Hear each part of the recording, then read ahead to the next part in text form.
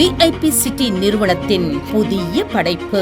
கோயம்புத்தூர் காந்திபுரம் பேருந்து நிலையத்திலிருந்து 20 நிமிட பயணத்தில் சூலூர் அப்பநாயக்கன் பட்டியில் சுற்றிலும் ஏராளமான குடியிருப்புகள் நிறைந்த பகுதியில் மிகவும் பிரம்மாண்டமான நுழைவு வாயிலுடன் மிக அகலமான தார் சாலைகள், சாலையின் இருபுறமும் மரக்கன்றுகள் நடப்பட்டு சொட்டு நீர் பாசன வசதியும் செய்யப்பட்டுள்ளது.